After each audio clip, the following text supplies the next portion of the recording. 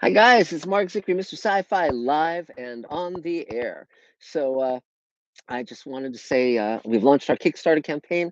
If you go to the previous post, you can see the Kickstarter video. You can click through to our Kickstarter campaign. We are shooting the final climactic scene of Space Command Forgiveness, our fifth and sixth hour of Space Command, and it is just really, really, really, really cool. So don't miss out. Be part of it. You can come on the set. You can do all sorts of things. You can play a creature. You can play a pilgrim. There's any number of things you can do. So I would urge you to do this. Yay. So I'll just keep talking and I'll be happy to answer questions. And it's great to see everyone tonight and have this wonderful life. This is, many of you know that we've put out the first 2 hours of Space Command on Blu-ray and DVD and digital download. You can also watch it on Mr. Sci-Fi.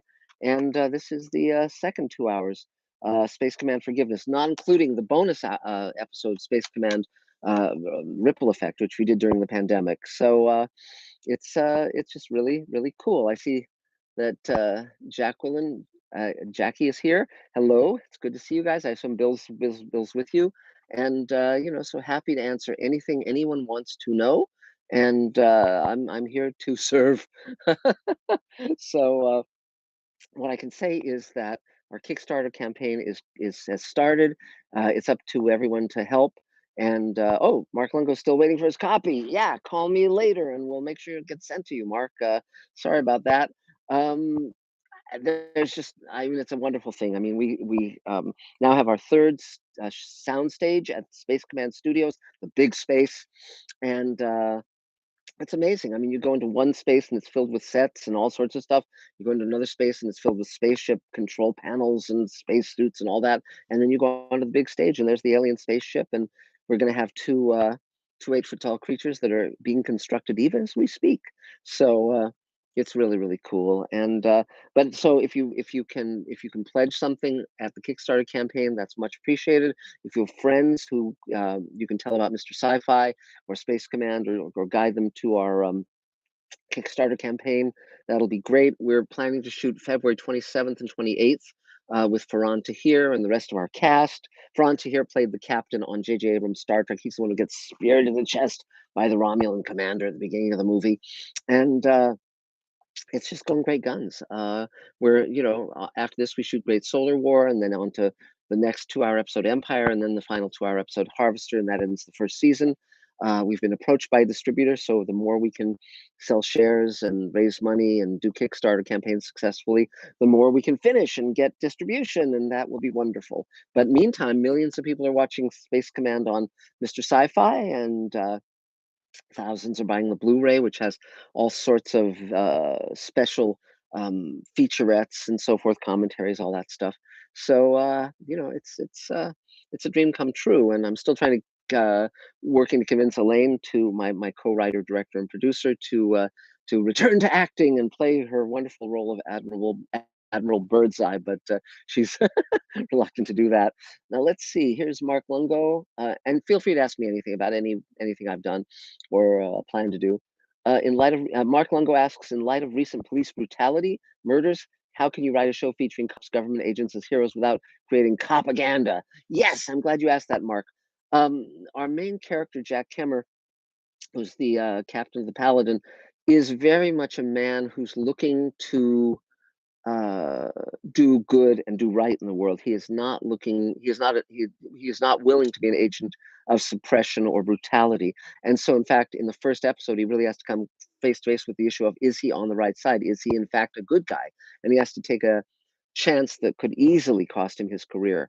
And so, I think it's a meaningful issue and a meaningful question, because again, whether you're in the military, whether you're a cop, whether you're just in private life, it is your responsibility to be responsible and to act and speak out. And I think there's ways to speak out for compassion and take active, uh, movement in the world toward compassion without polarizing. I think there is a way, and that's what we've been doing for all these decades, Elaine and I. And so let's see. Hollywood Pyrotech says, "Hey, Mark, Studio 3 is starting to look very alien, quite cool." Yes, thank you. I agree. And if you are a Hollywood Pyrotech person, give me a call. Let me know because we have something to blow up, and your skills might be very handy there. But um, but on to what I'm doing now. So our days are just filled with amazement. We're storyboarding.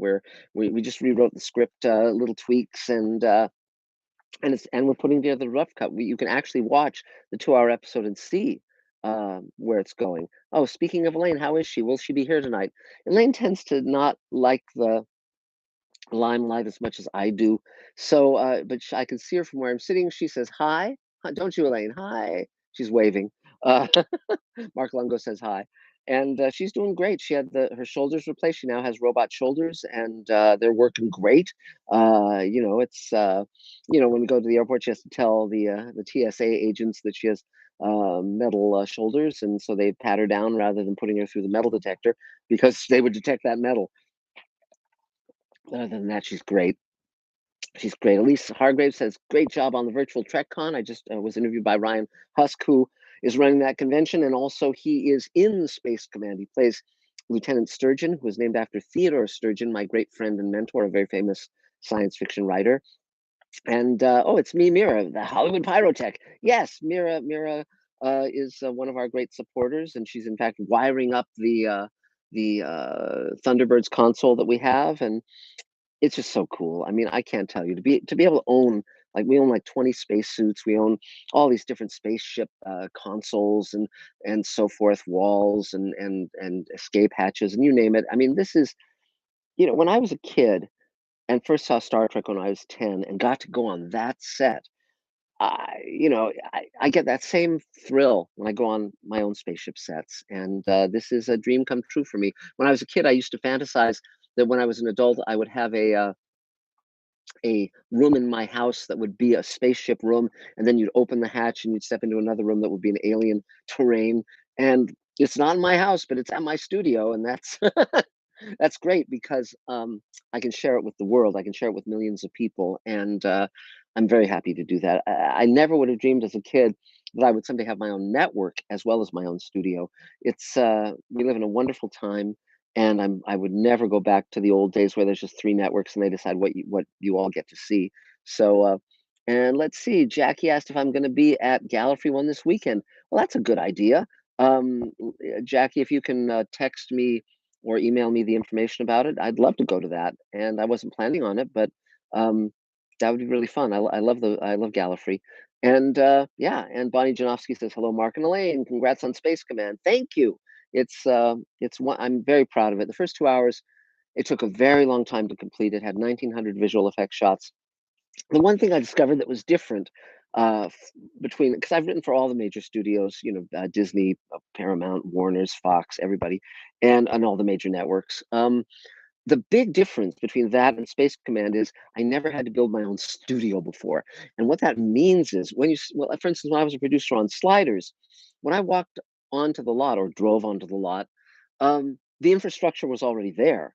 Whereas with Space Command, we have to build everything from the ground up. If we have a chair on in the set, that chair is something we have to get. And one thing that's really fun about it is at least Hargreaves said, "Where is the studio located?" We're in Pico Rivera, which is just south of Los Angeles. It's next to a town called Whittier. It's about 20 minutes drive on the freeway, and and again, we have Space Command Studios, and we've got the stages 1, 2, and 3 right there, and very cool. And some things we design and build from scratch uh, with our production designer Eric Rodriguez, who's incredibly talented, and the rest of our team. And some stuff we acquire from other productions via the prop store or some of the other auction houses. Or other things that we come across. And then sometimes people just throw stuff out in my neighborhood, like entire sets of chairs or coffee tables or you name it. There's a lot of that stuff shown up in Space Command as well because it amuses me to find a use for these things that just people put on the curb, because they're not throwing them out. They want people to take them and reuse them. And I'm happy to recycle in every way I can. So let's see what else is here. Gallifrey one is the Doctor Who convention. So that's to answer that question. And let's see if there's any other stuff. Yeah, I'll just continue reading this stuff as we go. Feel free to ask questions, not just about Space Command, but feel free to ask about Twilight Zone or Sliders or Smurfs or any of the other things I've written for Next Gen, DS9, Babylon 5, etc. It's really fun. You know, even before we had the internet and it was a two-way conversation, it was still a two-way conversation between me and the television, because I was making television. And frequently, when I'd get a DVD or a Blu-ray, the commentary or the featurettes would have people I know, people I knew as friends, and that was really lovely to be part of that community. And I continue to really love that aspect of working in this wonderful art form. It's an expensive art form, but I can do it for a lot less than the studios can. And I get to have toys like my own little model of the Paladin here. So which you can also get if you go on the Kickstarter campaign and pledge. Um, Elise asks, "How did I meet Gene Roddenberry?" That's a very interesting question. Uh, of course, I was very aware that Gene Roddenberry created Star Trek because his name was on it every week. And when I was 13, he published a book that he wrote with Stephen Whitfield called The Making of Star Trek. And I now actually have a signed copy of that book. And it was the first book I'd ever read on how a TV show was produced. And it was an eye opener. It's the first thing that made me start to think I could be a showrunner. And then in the 70s, Gene did, this is after Star Trek was canceled, Gene did a lot of pilots during that decade that went nowhere. He could not get, he did Spectre, he did Earth 2, he did on and on. And Genesis, what was the other one called? That was about an android that ultimately became Data in Next Gen, and Questor. And so he'd go to science fiction conventions with Majel Barrett, who he married, Majel Roddenberry. She played Nurse Chapel. And so I have photos that I took of Gene Roddenberry holding a phaser at a convention. I took that photo when I was 15, I think. And then when I wrote for Star Trek: The Next Generation, I would go into the offices there, and there'd be Gene Roddenberry, and I'd listen to what he was saying and dispensing his wisdom, and it was very, very interesting, because he ultimately got shuffled out of the process on Star Trek: The Next Generation, even though many of his comments were actually extremely valid. Because I remember one time I was in the office with some of the producers, and he poked his head in and he said to the showrunner, Michael Piller, he said, in that episode we're doing now, when Picard is telling Wesley about human relationships, love relationships, have him say that, it can be between a man and a woman, but also between a man and another man, or a woman and another woman. And they said, "Oh yes, we'll definitely do that, Gene." And then he left, and Michael Piller and the other producer were talking about, "Well, they're not going to do that. Obviously, they get in trouble, blah blah blah." And it's like, and I thought, well, Gene was right, and but he was at that point being disregarded, unfortunately. But God, he certainly created something that has lasted. So let's see. Steve Case asked, "Have you been involved in any of the new Star Trek series, the ones you have to pay to see?" I've tried. I've written them. I've tried to get on their radar. I think I could really be of great help to those guys. And Doug Jones, who stars in Space Command, stars in Star Trek Discovery, but for whatever reason, I just cannot get in the door. And it's extremely frustrating, because when I went to the Star Trek convention in Vegas a few years ago, they screened Far Beyond the Stars, which is the DS9 episode that I came up with, and in the green room, the cast of DS9 and the cast of Star Trek Discovery were watching in the green room. They were watching Far Beyond the Stars, and you could hear a pin drop. They were so blown away by it, and particularly the Star Trek Discovery actors, who didn't know it existed until they saw it. And so, if anyone knows anyone who's connected with Star Trek Discovery or Picard or any of those shows, or Strange New Worlds, I'm here. I'm here. But it's not for me to say what happens with that. So now Mark Lungo says, J. Michael Straczynski had plans to replace any character in Babylon 5 if their actor left the show. Have you done that with Space Command? No. We sadly, we lost Mira Furlan. She passed away, and we had planned to have her be what was called a viewpoint character over the entire run of the show, the series. and so we had to rewrite her character to have her have a heroic ending, which is what we've been shooting in Forgiveness. But and in fact, I think on the new poster she's featured. This is the new poster for Space Command Forgiveness.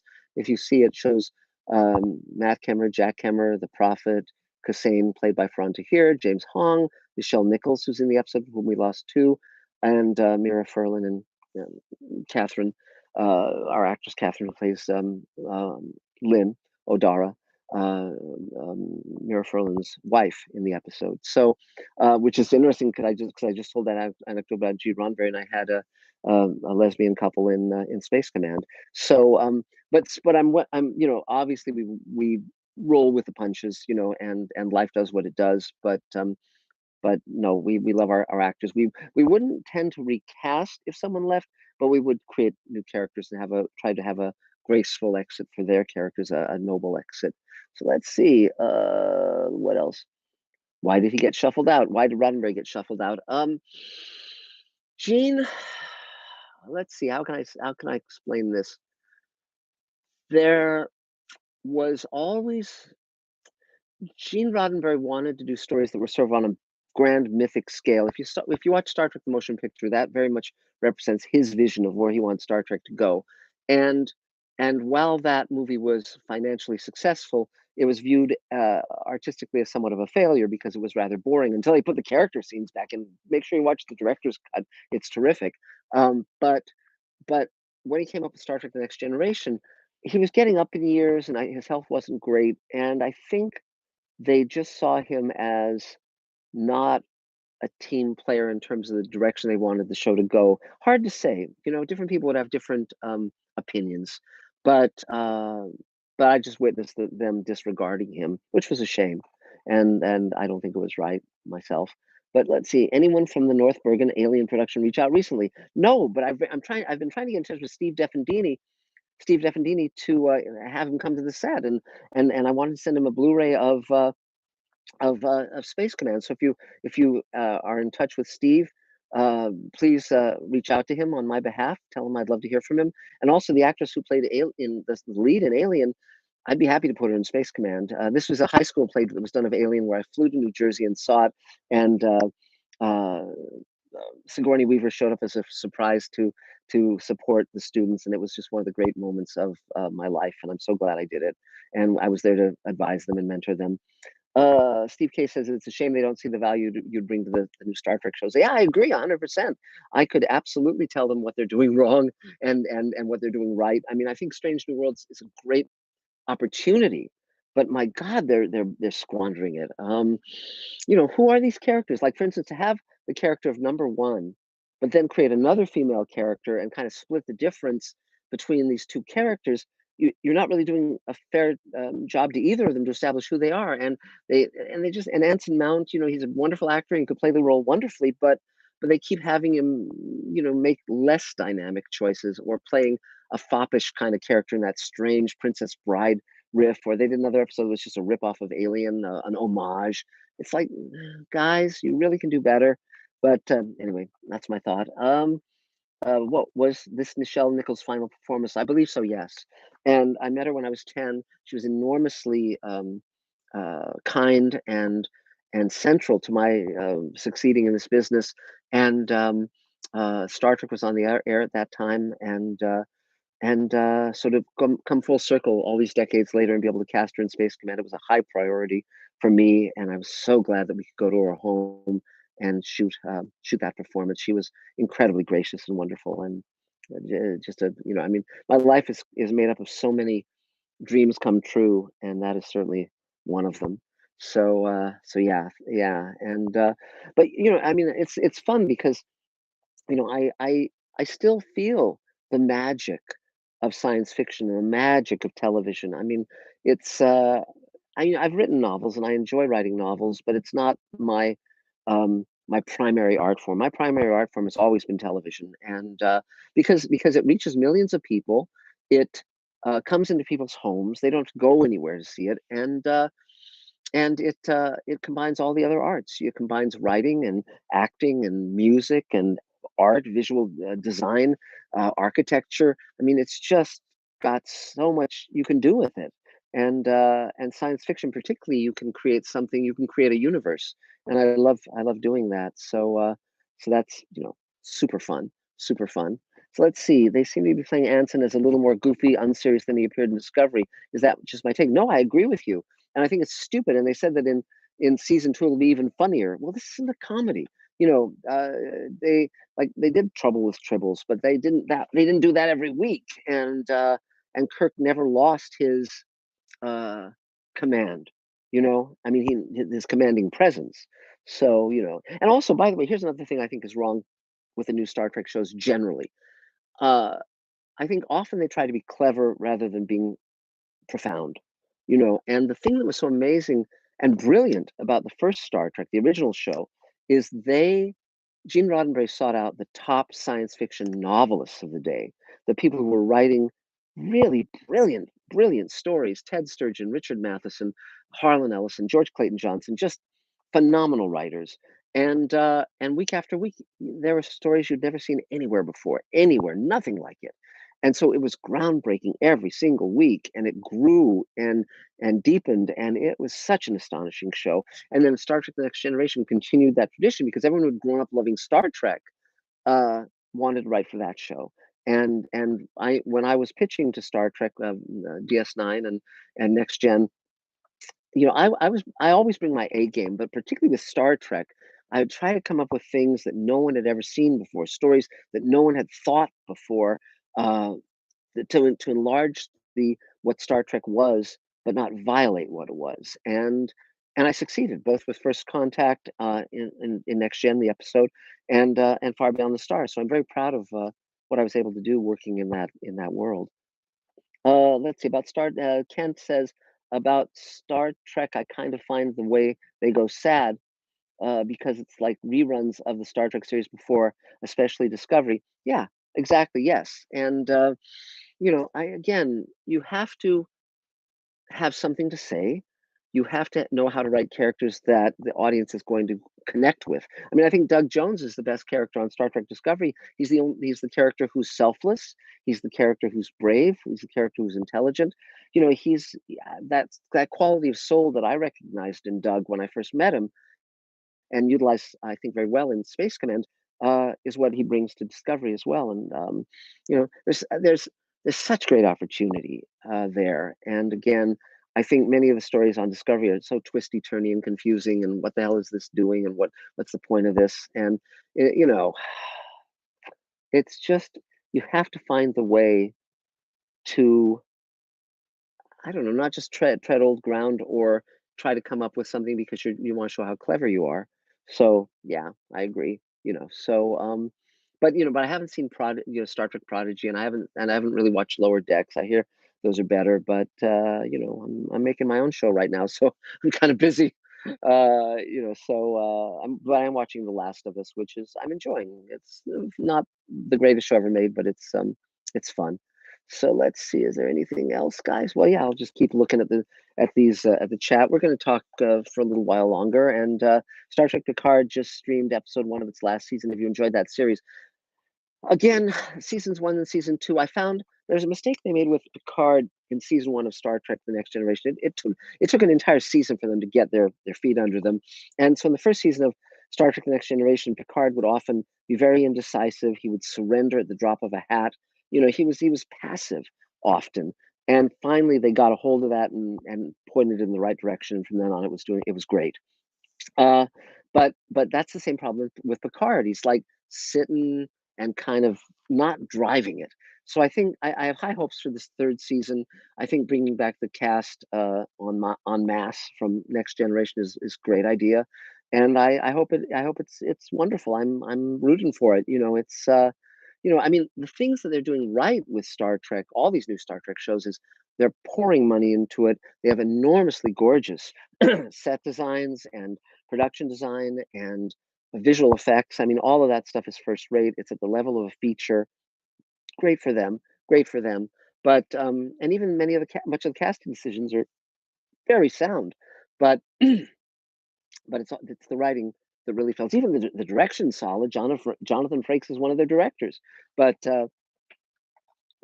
If the script doesn't work, the show doesn't work. And so, so there you go. Uh, let's see.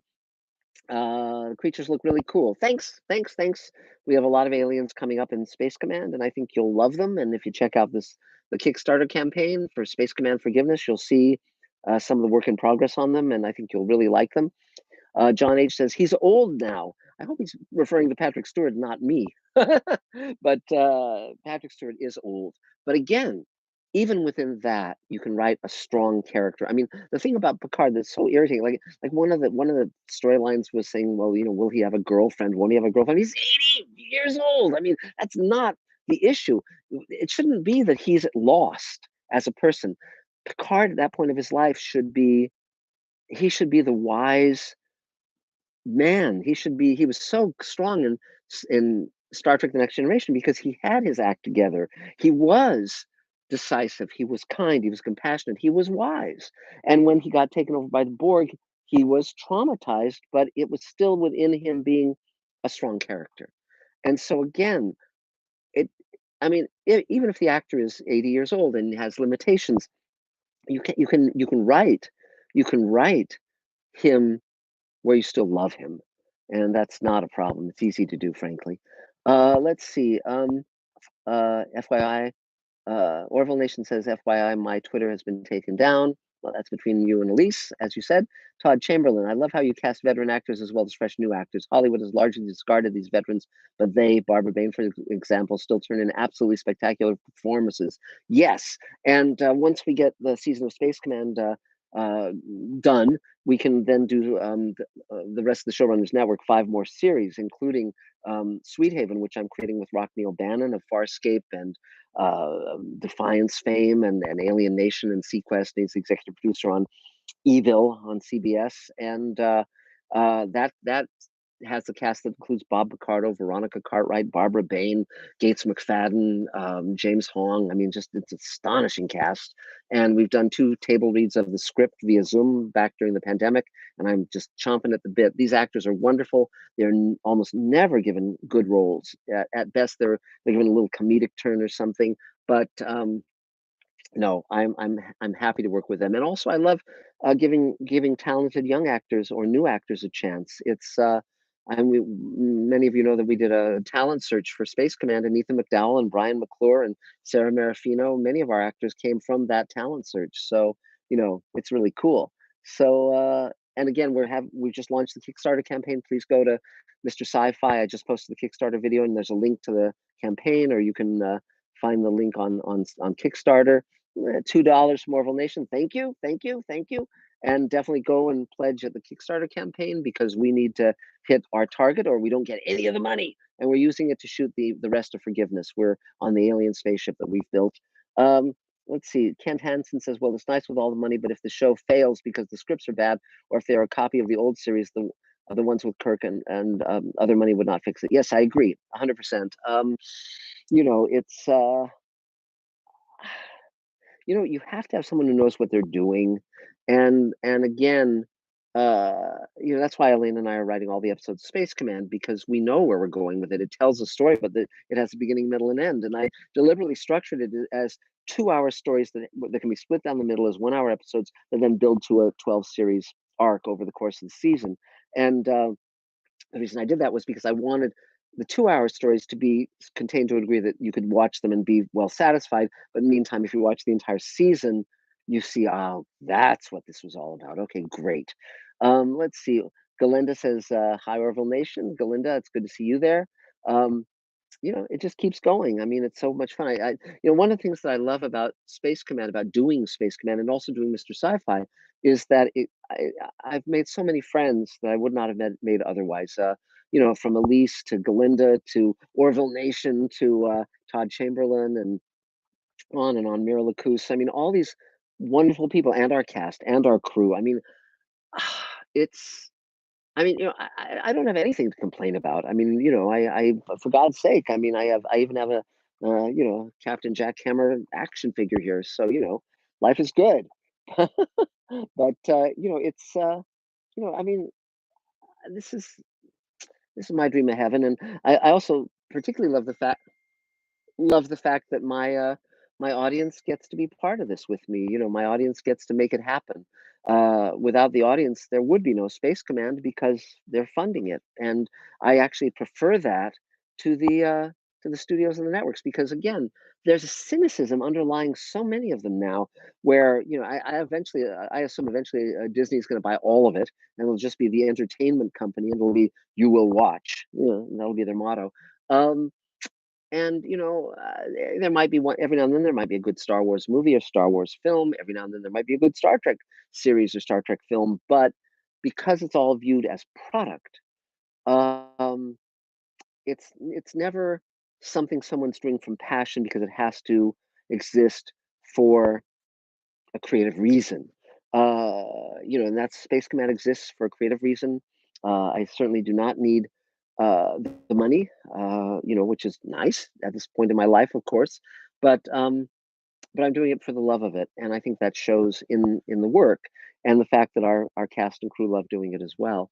Um, but there's 5 more shows waiting in the wings, and I can't wait to share those with you too. And what makes it all go is money. I mean, it's just that simple. Now, of course, since we've been approached by a huge company that wants to distribute Space Command, once we finish the season, theoretically that'll turn into profits for our investors and so forth. So that's why I'm still selling Space Command shares and launching these Kickstarter campaigns because I just need to get to that finish line. We know exactly where we're going, and it'll all continue. So it's you know, anyone who wants to help in any way, we're happy to have you help. And spreading the word about our campaign helps. If you want to build a spacesuit or build a robot or any of this kind of stuff, the more the merrier. So, and Mark Lungo asks, do you think Space Command has the potential to become as popular as Star Trek or Star Wars? Well, it's an interesting question, and I can't control that. I can only do my job. But the good part is that many shows on Netflix and Amazon and all these other platforms, they're lucky if they get even 1 million views, and they're canceled at the drop of a hat for no reason at all. The Space Command, the first 2 hours have already been seen. The first hour has been seen by over 3 million people, and so I think, and 97% thumbs up. So I think I've already succeeded. That's a rating. 3 million viewers is a rating that most networks would die for. And back in the day when there were only 3 networks, Rod Serling was getting 30 or 40 million viewers a week, but those days are long gone. And so Space Command is already more popular than many of the shows that Netflix and Amazon and all those guys are putting out. Now John H just gave us $10. Thanks for the $10. I gratefully appreciate it. And yeah, and again, if you can go to the Kickstarter campaign and throw us some shekels, that would be great, or rubles or zlotnies or whatever.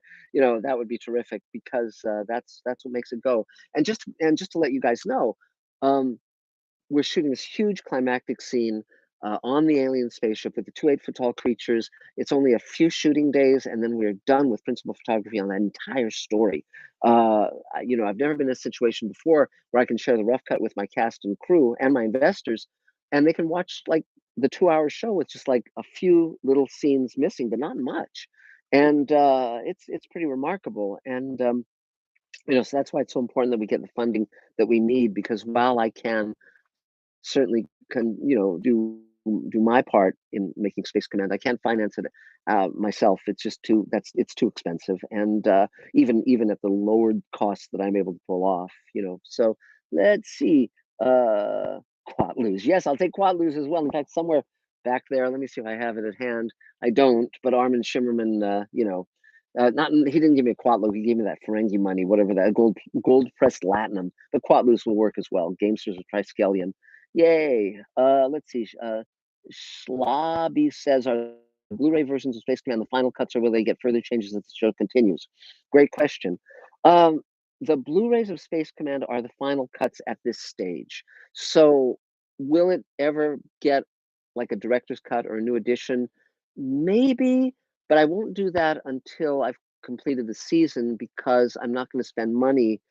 It's like I'm happy with the first 2 hours. It works. I love what we've pulled off. I'm very happy with it.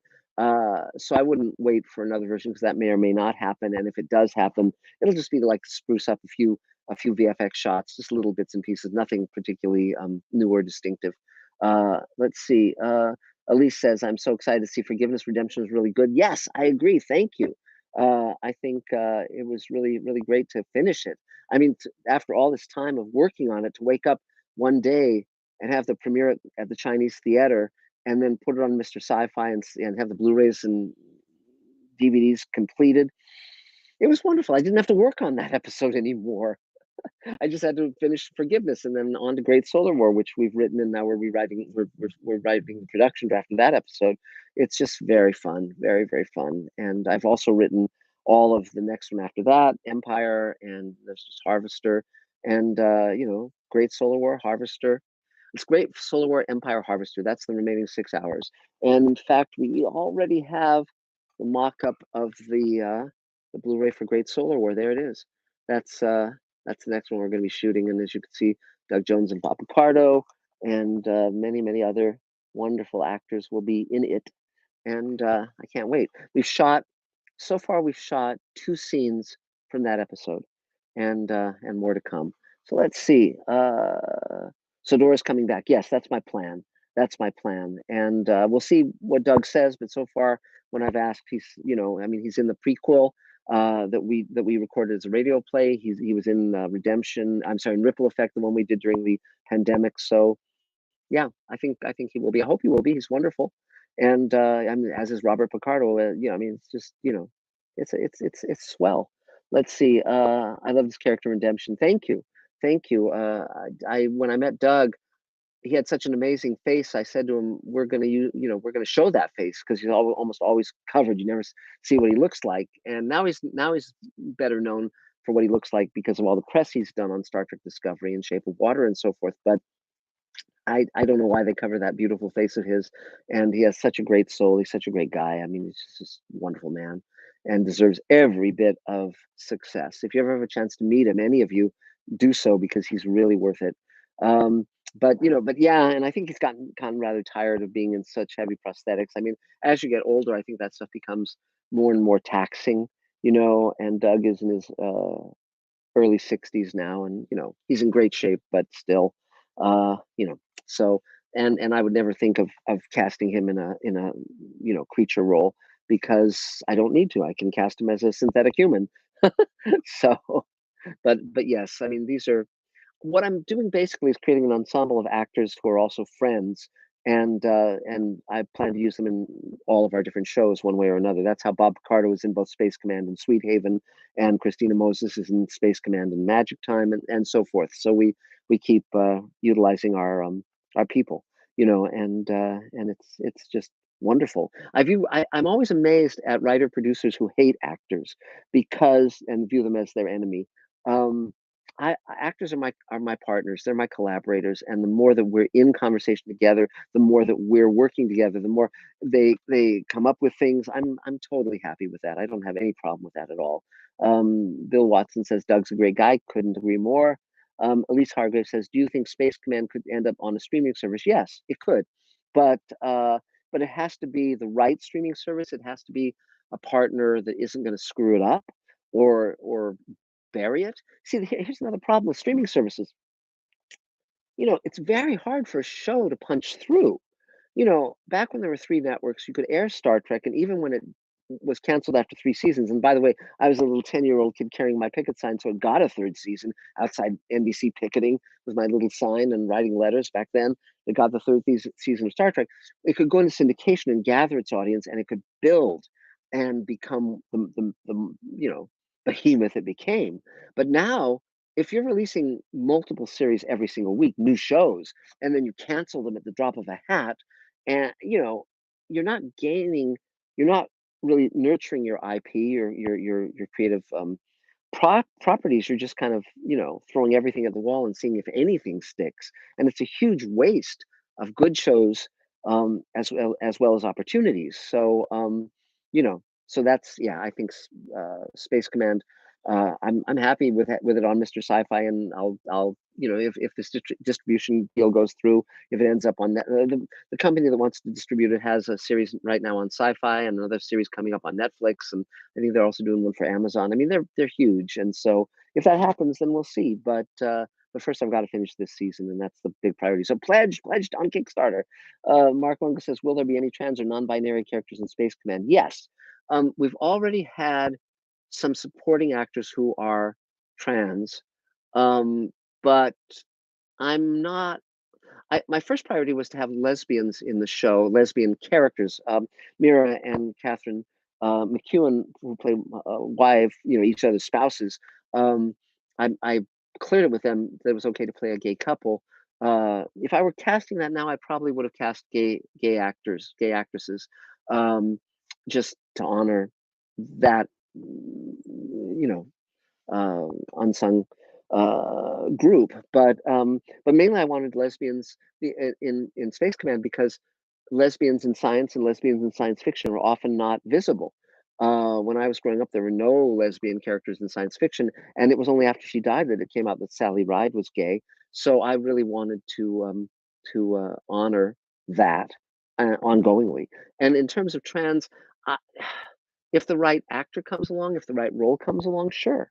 But I won't do it just to do it. I would do it because it fits the story. It's an interesting balancing act. I mean, right now, in terms of our actors, we have white people, we've got Asians, we've got black people, we've got Pakistanis, we've got mixed race, we've got as the more diversity the better. And but it isn't for the sake of diversity. It's because these are terrific actors, terrific characters, and you know, and it's fun.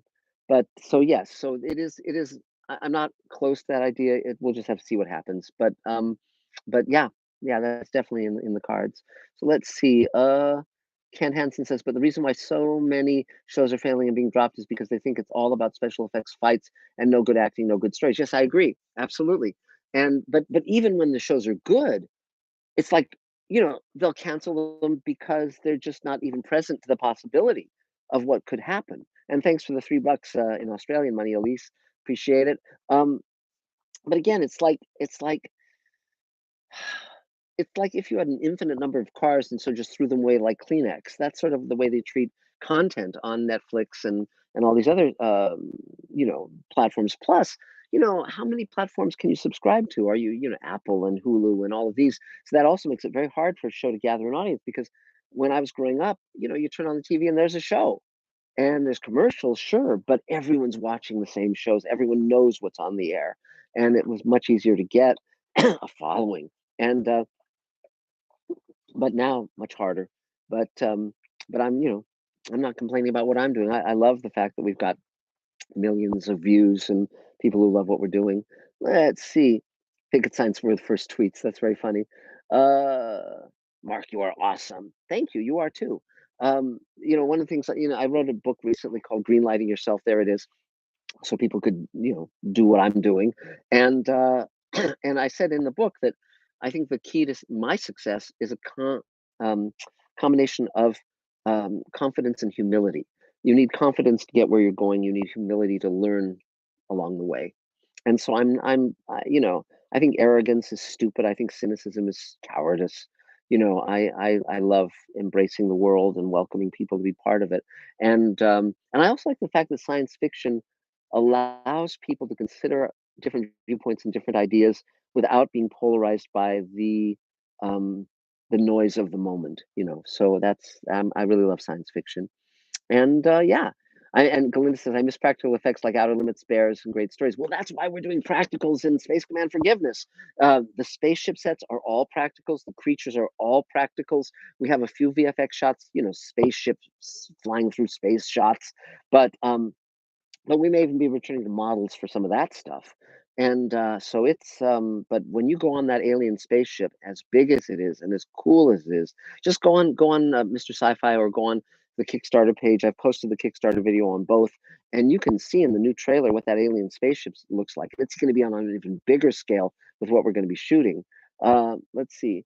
And I love the genre. Yes, I do. Clearly, and I'm knowledgeable about the genre, and also I love both science fiction films and TV shows and movies and books and radio shows and the comic books and all of that stuff. I mean, all of it.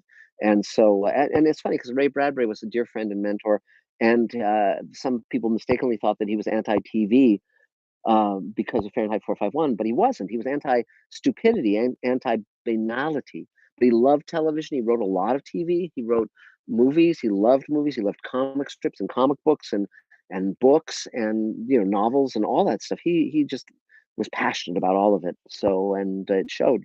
Let's see, what are the larger non-USA audience views? Even if for Space Command, I think I haven't really looked into that, but we have a lot of foreign followers, and our investors, I think, there's a pretty good split between here and other countries. So I think people are seeing it all over the world. Well, the one thing I'm going to do is put out a request sometime soon for people who speak other languages to subtitle the first 2 hours into their language, and we'll put on Mr. Sci-Fi. We'll put captioned versions in Russian, in Spanish, in French, Italian, Japanese, etc., so people can really watch it and enjoy it in whatever language they speak. So and Ukrainian, of course. So let's see. Are the Blu-rays available on the Space Command store? I'm getting 404 error. Right now, they're only available on the Kickstarter campaign because we're trying to hit our target. So if you go to Kickstarter, the Space Command Forgiveness Kickstarter campaign that launched today, you can either get to it via my latest post on Mr. Sci-Fi or via Kickstarter. You can get the Blu-rays there. We're just trying to make sure we hit our target. Bradbury was also amazing. I had his book on writing too. Yeah, Ray Bradbury was a phenomenal person, and to be his friend for the last 10 years of his life and to go once a month over to his house and just hang out and talk. And he invited me to all of his plays. He was putting on plays at that time, and I went to many of his talks and signings, and it was just it was heaven. So Orville Nation says you and Elena are very loved by us all. Mark, thanks so much. That's so sweet of you. It goes both ways, and God, Elena and I've been together 46 years, married 45, and she was the best thing that ever happened to me. I mean, I just every day with her is just heaven. It's we took Valentine's Day off. We took the day off. We made sure everyone was okay, and all our team were doing what they needed to be doing. But we just kind of took the day off and went to some nice meals, and we went and saw Wandering Earth Part Two, and then in the evening we watched Casablanca. So it was a very nice day. So Glinda says, I'm itching to learn another language. I can't decide which one at the moment. And John says Klingonese. No, I think what would I suggest you learn? Oh, there's so many wonderful languages. Spanish is good if you live here in LA. Elaine took Latin when she was in high school, just in case she fell through a time warp and found herself back in the Roman Empire. Hasn't happened yet. But and I took French, and I also took a year of Yiddish at UCLA because my mom spoke. She understood Yiddish, but she really wasn't fluent in it because as children should be seen and not heard. But my grandmother spoke Yiddish, and my grandfather, and so forth. So I took a year of it. So Elaine and I actually went to see Fiddler on the Roof in Yiddish on Broadway before the pandemic, and I could understand a lot of the little side comments that were not being translated on the screen because I remembered enough of my Yiddish, so that was fun. Uh, and Kent says, "But you have followers because you know how to build it." And I love Space Command because it builds. It's not just a kid with a laptop doing CG. There are characters, a person, yeah, and there's a story. Thank you, and that's deliberate. I mean, it's like I strongly believe that television has a great opportunity to inspire people and to make the world better. Certainly, Star Trek did that for me and for millions of other people around the globe. There are people who are teachers and scientists and just compassionate in their lives because of what Star Trek did for them, and science fiction in general. So, science fiction, when I was growing up, basically said we will colonize the solar system. We will go out to the stars. We will not destroy ourselves.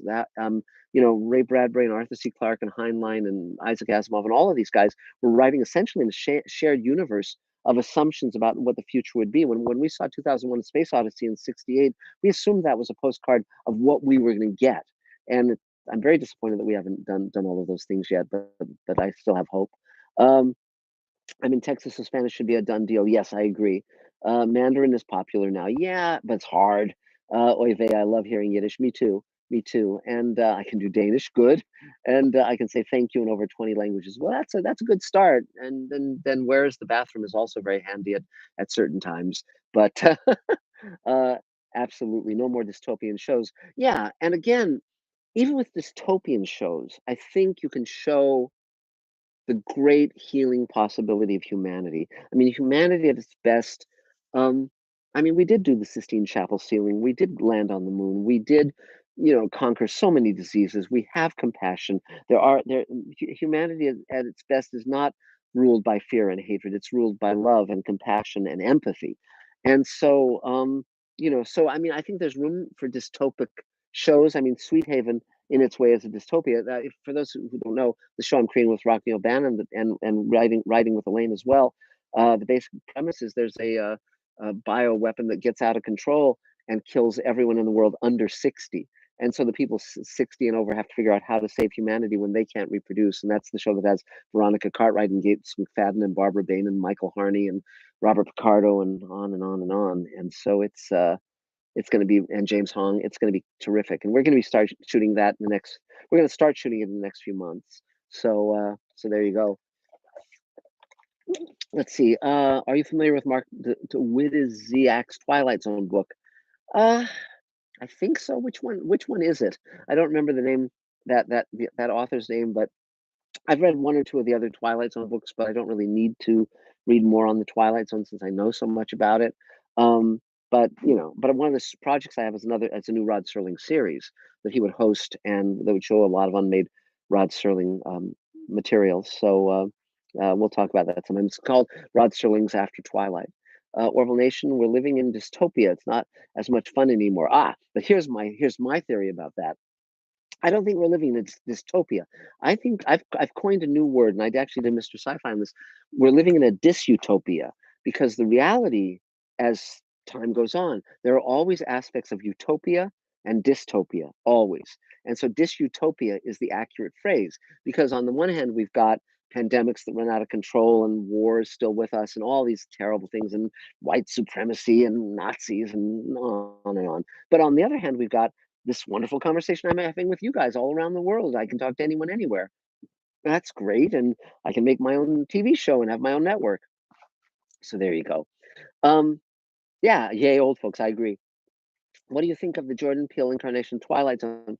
I was frankly disappointed. I was disappointed because I thought he had a great opportunity, and I think he was sort of doing his left hand work, assuming it would be easy.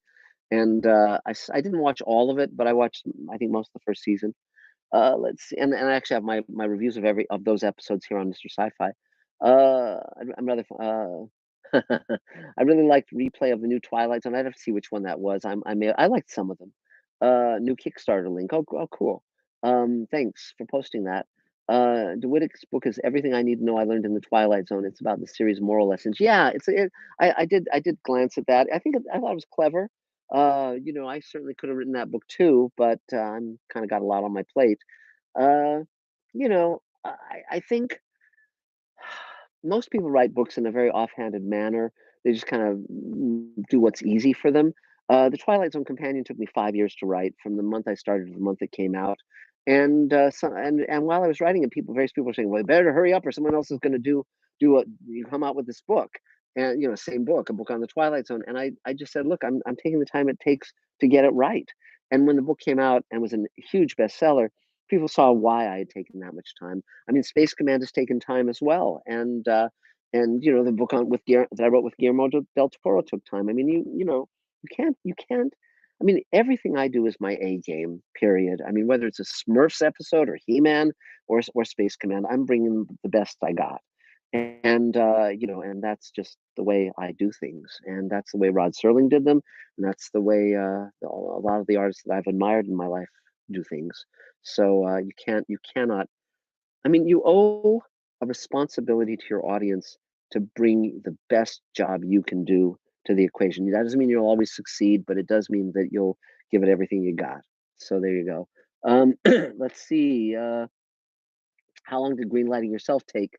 That one actually came pretty quickly because Elaine and I had been running my roundtable for a number of years, mentoring people, and then we were teaching a class where we mentored people, and so it was mainly the main challenge with it was just getting it in an order and not because we've spent a few months where we were trying to pull it together, and it was just all these syllabi from classes we taught, and it was like just having your shoelaces tied together. So what I did was I just kind of got rid of all of that and just said, okay, if I were starting out as a writer or director or actor producer, what would I want to know in what order? So And so very quickly, I was able to write down what the chapters would be. It's like, okay, first things first, answer these questions to figure out what you want to do and how you want to do it. What's meaningful to you as an artist. Then the second one was, okay, now how do we get going? And then I said, this is how you get going. Then it was like, well, how do I raise money? How do I get an agent? Chapters on all that. How do I deal with failure? How do I deal with success? How do I take time off? How do I build a real life in addition to building a career in the arts? So that was so it took me a few months to write, not long, but it was pleasant. I enjoyed writing it, and eventually I'll do the audiobook of it when I have a moment because I want to read that one myself. Yeah, the Twilight Zone Companions an audiobook, and I did it. I narrated a new introduction to it, but I didn't narrate the whole book, nor did I with the Magic Time novels. Uh, let's see. Yeah, nothing half-fast. That's right, exactly, or half-assed, as you would say. Uh, I got it as a perk on the Kickstarter. Can't wait to read it. Greenlighting yourself. Yes, it's a really the thing I really like about the greenlighting yourself is the fact that so many people are given such misinformation, about how to have a career in the arts, and just write a great script and Hollywood will notice it. You'll get a great agent. That's not true. Um, it's there's a lot now, thanks to computers, thanks to the internet, thanks to Kickstarter and crowdfunding and all of that. You don't need the studios or the networks or the major publishers to create your work and get it to an audience, and you do not need them to validate you. Okay. The first obligation to you as an artist, your first obligation is to yourself to create work that's from your heart and meaningful and true and emotionally true and true in the world. And then your second obligation is to your audience. And that's it. The suits, they're merely a conduit to your audience. But if you don't need them, then you don't have to work with them. And some of these executives are really good people, really smart. They're not necessarily, they don't want to screw up your work, but you don't have to be beholden to them, and that's really really liberating. So let's see. I'm back at my cousin's to help her through her radiation treatments, but I got in a hurry and left my books at home. Oh, that's a shame, Galinda. But good for you to help her through her radiation treatments. And if she develops a superpower, let me know. For me, I'm doing a rewrite of my sci-fi comic now, and it's into its fourth year. And I put it aside to do animation as well. Great for you, Kent. Um, I mean, again, it's so much easier to do things now, visual effects, animation, all of these things. Even writing a book is easier because you don't have to retype it over and over and over again. You can use a computer. Oh, I love you know, pasting things and all of that stuff. It's terrific. I mean, pasting on a computer, not in real life. I did a lot of that back in the day. I mean, the Twilight Zone Companion, I typed on a typewriter. And when I had to rewrite it and restructure it, it was, it's a 1,000-page manuscript, and that was a lot of work. And you know, so I was not anti-technology when it came to computers. I was very grateful, and I'm very grateful now that we don't have floppy drives or all that stuff that was very cumbersome. Let's see. Yeah, fingers crossed about the superpowers. Yes, exactly. And you know it's the main thing about doing anything is just getting started. You know, I find that once you actually decide to do something and mean it and don't let anything stop you, people will get on board because they know that you're serious. It's like with Space Command. People said to me at various points, "Well, this is impossible, or you won't be able to pull this off." It's like, well, I will because I'm doing it. I announce it and I do it. And the same with forgiveness, with what we're shooting now. I mean, to look at the fact that we have completed shooting 5 and 3/4 hours of Space Command, not including the prologue, which is another whole nother episode. That's an audio play and a graphic novel, and we're combining them into an animated storyboard, an animatic that we'll be sharing with everyone. I mean, this is all incredibly cool and heartening, and so I'm happy to share what I know with anybody. So I guess we can go another few minutes, maybe like 10 more minutes, and then we'll go to our various lives. But feel free to ask anything. It's that is a Saturn award above me, with some of the other awards I've won, the Rondo and so forth. And let's see what else is up there. There's yeah, all sorts of stuff. I mean, it's fun to win awards. I enjoy that. and they're blunt, they're big heavy objects, so you can, kill someone with them if you need to. But hopefully, I'm not going to have to need to. I'm locking the door. But yeah, but it's fun. It's also nice, by the way, to work in science fiction where you can take the long view of and deal with other planets, other lives, other possibilities. I really love the tropes of science fiction. Let's see. Fingers crossed about the superheroes. I skipped out of VTC for this live stream. Thank you, and we're all proud of your achievements, Mark. Thank you, Jackie. I really appreciate that. To me, I'm very lucky because I had a calling from a very early age, a sense of what I wanted to do. I knew even as a kid that I wanted to be a writer or artist or artist. And so my degree is in painting, sculpture, graphic arts from UCLA. Let's see if I can angle this thing up. If you look, let's see. Well, I don't think you can see it from here, but there's a mask, a creature mask that I made when I was 17, where we're going to be making new copies of that, and people can play on Space Command can play an alien that I actually created and sculpted when I was 17. So that's one of the perks we're offering. But the fact that I knew I wanted to be a writer and or artist set me on a path. And the fact that I could go to science fiction conventions and meet Harlan Ellison and Ray Bradbury and George Clayton Johnson and all of my heroes uh, was enormous. And the fact that they were so kind and so willing to advise and mentor, and they became friends, and it was just such a blessing because I felt part of a tradition and a community, and I was never feeling like I was alone. For instance, when I was writing the outline for Far Beyond the Stars, which is set in the 1950s in the world of science fiction writers, I actually called Harlan Ellison, and asked him questions about what it was like to write during that period. I had listened to a tape that he had done about that. That was one of the inspirations for the story. But even though he was extremely embittered against Star Trek because of what he felt was done to him on City on the Edge of Forever, he was such a good friend that he actually was kind and advised me and answered my questions. And even though it was Star Trek, he didn't hold a grudge to me, and he was very, very helpful. And I really miss him. I wish he were still with us. But let's see. Do I still sculpt? No. It's funny. I'm drawing storyboards and doing things like that for the production. But I found that to get good at writing, I had to stop doing art. And so we have one of the perks we have is a book of my artwork from when I was a kid to when I was in my 20s. And there's a lot of work, like the portrait I did of Frankenstein and the portrait I did of Obi-Wan Kenobi and so forth. But I found that I had to get good at writing, and so if I had to, if I, I've wanted to go back to drawing and painting and all of that, but I just don't have the time right now. And but I'd love to, and to see my friend Ian McCaig, who's our character designer, draw and do his work. He's such a spectacular artist. And he's been encouraging me, of course, to return to drawing and painting, as has William Stout, but we'll see what happens. But I would love to do my own Space Command poster that I draw and paint or whatever. Uh, let's see, murder by awards, but maybe you should earthquake secure them because you said they were heavy and you're sitting right under them. Yes, that's good advice. Thank you.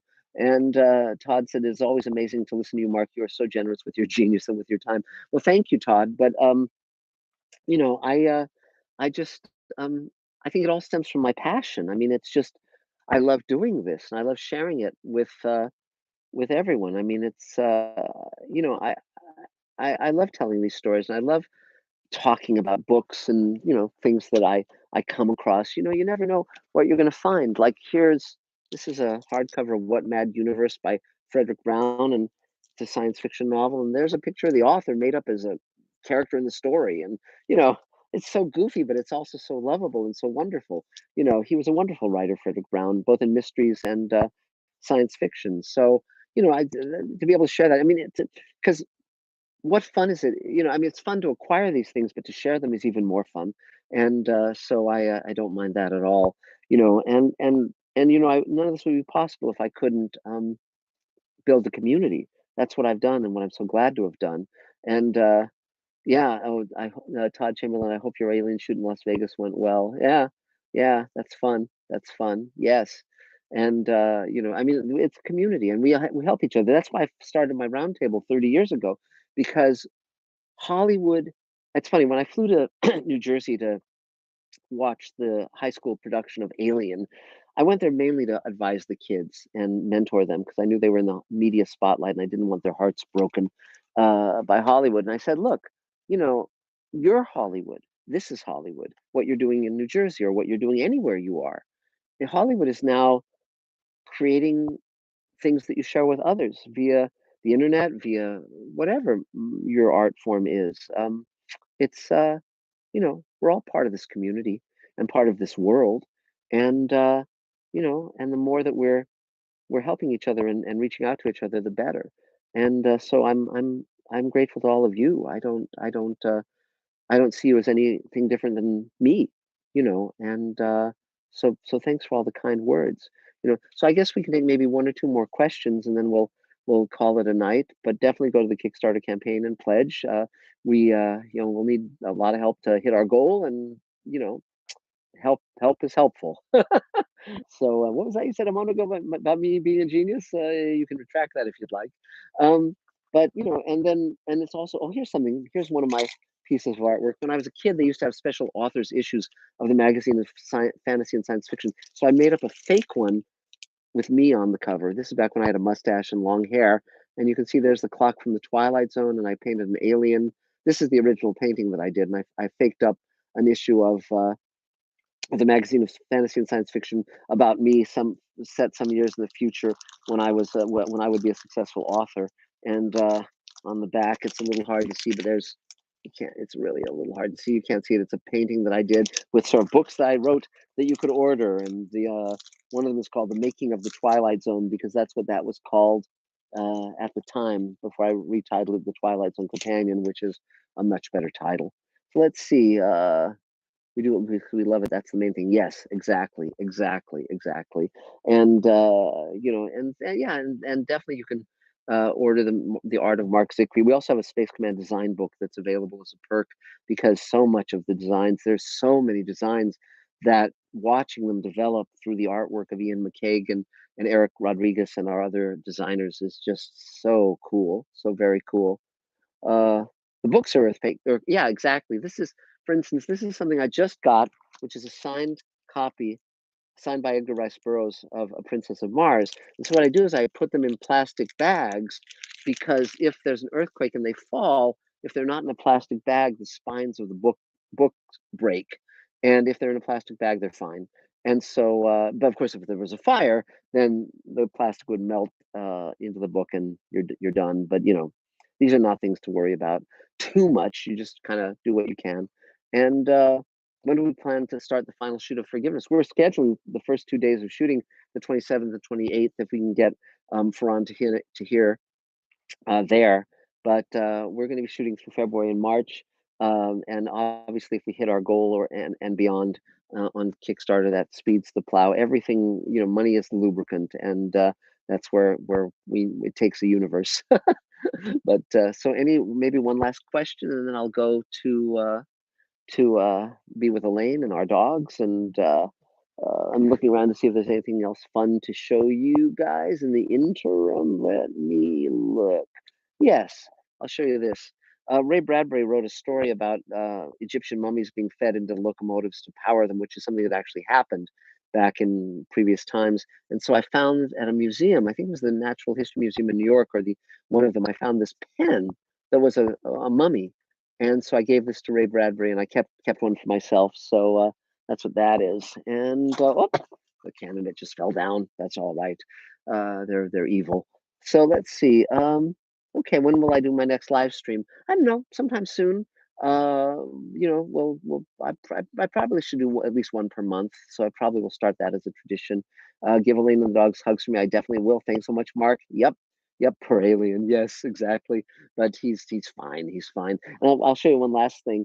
On We shot a scene on a departure lounge on a space station, and so I had multi passes because I love the Fifth Element. So I made multi passes for our various characters, and Dave Edison played a spaceman departing from this departure lounge. So this is his multipass that he showed as his identity, and the name I gave him was Murray Leinster, who was a very famous science fiction writer. So that's Dave's multipass. So there you go. So there you go. So thanks everyone for being here. Thanks for helping so much. Spread the word about the Kickstarter campaign. Anytime you're in LA, you're welcome to come to the set. You're welcome to watch us shoot. Everyone's welcome to sit in our round table when they're here in LA. And I'm just so grateful to all of you, and lots more to come. So thanks, guys. We'll talk to you soon. Good night. Okay.